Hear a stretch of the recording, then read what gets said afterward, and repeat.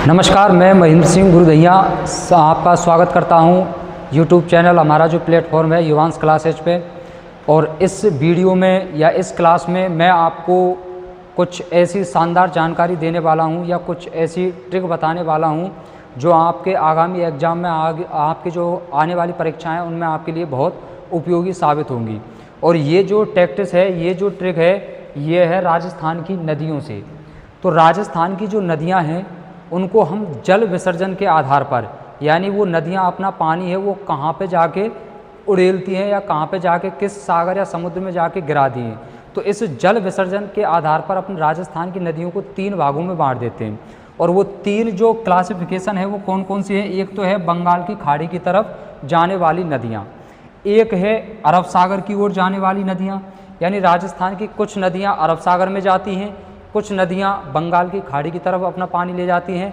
लेकिन कुछ नदियाँ ऐसी हैं जो ना तो अरब सागर में जाती हैं, ना बंगाल की खाड़ी में, ना अन्य किसी सागरीय भाग में जाके गिरती हैं। वो केवल ये है कि किसी स्थलीय भाग से उन्होंने जन्म लिया या किसी पहाड़ी क्षेत्र से उन्होंने जन्म लिया और किसी धरातलीय क्षेत्र में ही जाके वो समाप्त हो जाती हैं, किसी भी सागर या समुद्र में जाके वो समाप्त नहीं होती हैं।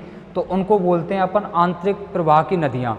तो पेपर सेटर यहाँ पे इस क्लासिफिकेशन से सवाल पूछता है और वो सवाल इस तरीके से पूछता है कि बताइए निम्न में से कौन सी नदी बंगाल की खाड़ी में जाके गिरती है या नहीं गिरती है, निम्न में से कौन सी नदी आंतरिक प्रवाह का उदाहरण पेश करती है या उदाहरण है। तो ऐसे प्रश्न आपको सॉल्व करने के लिए सबसे पहले आपको एक क्लासिफिकेशन याद होना चाहिए कि कौन सी नदी बंगाल की खाड़ी की तरफ जाती है, कौन सी नदी अरब सागर में जाती है और कौन सी नदी अंतः प्रवाह का उदाहरण है। तो ऐसा जो क्लासिफिकेशन है वो हम याद कर सकते हैं टैक्टिस से। यूँ तो आप बार बार अगर पढ़ेंगे तो रट भी जाएंगी चीज़ें आपको, है ना। लेकिन ये है कि अगर हम किसी चीज़ को याद करके और फिर अगर हम ट्रिक अप्लाई करें ना तो वो चीज़ें हमारे दिमाग में लंबे समय तक बनी रहती हैं, है ना। और अगर हम डायरेक्ट किसी चीज़ को ट्रिक से याद करें तो फिर ट्रिक तो ये है कि अगर आपके दिमाग से स्लिप हो गई तो हो गई। तो पहले आप डिटेल से चीज़ों को याद करें, उसके बाद लंबे समय तक अपने दिमाग में बनाए रखने के लिए टैक्टिस अप्लाई करें, ये मेरा मानना है। तो चलो हम याद करते हैं इस क्लास में कि बंगाल की खाड़ी में राजस्थान की कौन कौन सी नदियाँ जाती हैं। पहली बात तो आप ये समझें कि डायरेक्ट प्रत्यक्ष रूप से राजस्थान की कोई भी नदी सीधे बंगाल की खाड़ी में नहीं जाती हैं। अधिकांशतः नदियाँ राजस्थान की पहले अपनी चंबल नदी में मिलती हैं। चंबल नदी उनको ले जाती है यमुना में, यमुना उनको ले जाती है गंगा में, और गंगा नदी है उनको ले जाती है बंगाल की खाड़ी की तरफ। तो देखें बंगाल की खाड़ी की में जो जाती हैं नदियाँ वो कौन कौन सी हैं। इसके लिए हमारी टैक्टिस है, बहुत आसान सी ट्रिक है ना। तो ये ट्रिक है, आप काली पार्वती को चंबल बाग में मोर बनाकर आए हैं, है ना। आप काली पार्वती को चंबल बाग में मोर बनाकर आए हैं, ये अपनी ट्रिक है।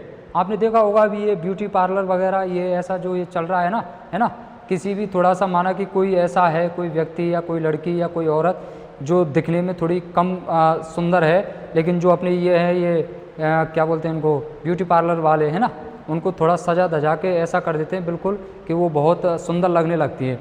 तो आप उसी सेंस में इस बात को लें, इस ट्रिक को, कि आप काली पार्वती को चंबल बाग में मोर बनाकर आए हैं। यानी पहले कोई जो औरत थी पहले कम सुंदर नज़र आ रही थी, है ना, शारीरिक दृष्टि से, तो अब उसको चंबल बाग में क्या बना के आए हैं, मोर। और मोर एक सुंदर पक्षी है, इस तरीके से इसको हम याद रख सकते हैं।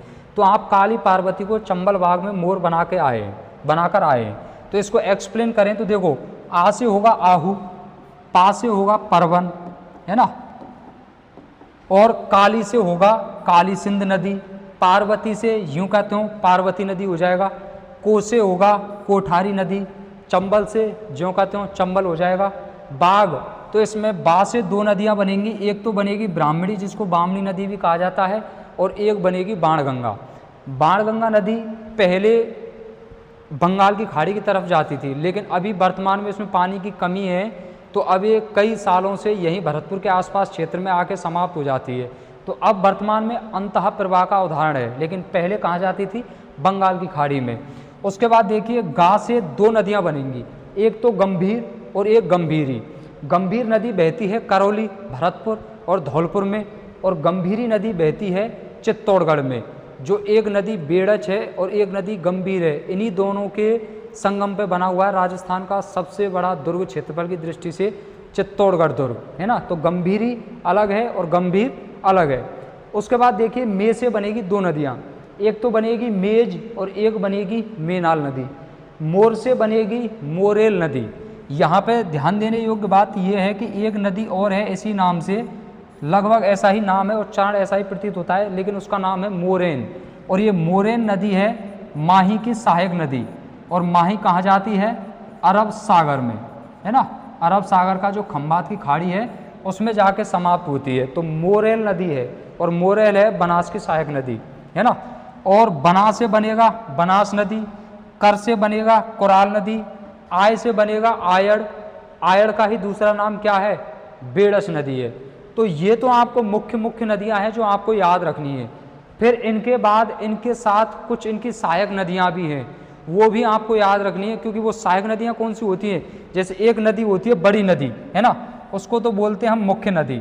और बड़ी नदी में जब कोई छोटी नदी आके अपना पानी ऐसे मिलाती है तो उसको बोलते हैं हम सहायक नदी, सहायक नदी।